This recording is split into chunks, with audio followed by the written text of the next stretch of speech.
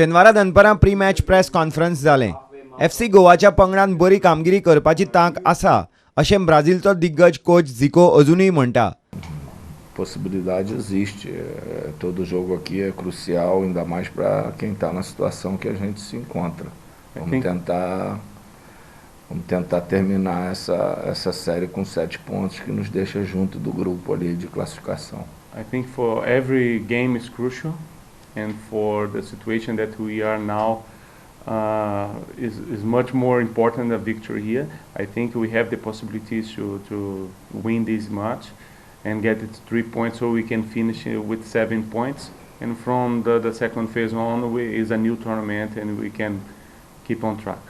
A gente sempre espera isso, né? Mas o jogador precisa comprovar isso dentro do campo, e ele infelizmente ainda não conseguiu render aquilo que ele mesmo espera, por causa desse longo tempo inativo que ele ficou, não só ele, outros jogadores também. Então esse ano talvez tenha sido o maior problema para o Goa, quantidade de jogadores que ficaram sem jogar durante a temporada.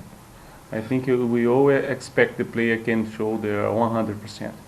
Unfortunately, Robin didn't show it yet in the ground, but it is due all the situation, the injuries and long time without playing. But not just Robin.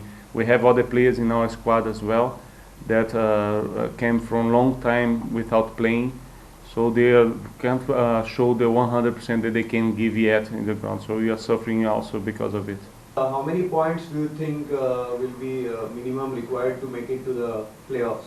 Você acha que vai ser o mínimo de ponto que vai pro 20. Maybe 20? Mas acho que o quarto lugar pode... Eu acho que com 20 você está classificado, mas eu acho que pode ser o quarto lugar com menos ponto ainda. I think with 20 we can be on the top 4, on this top 4 to be in the playoffs, but even can be less by the results that is going on in this tournament so far. 6 मॅचींतल्यान 4 ड्रॉ जाल्ल्यान दिल्ली पॉयंट्स टेबलान 6वे आसात. तांकांय आयतारची फातोड्ड्या जावपी मॅच महत्वाची आसा अशें तांचो इटालियन कोच जियानलुका झामरोटा म्हणटा.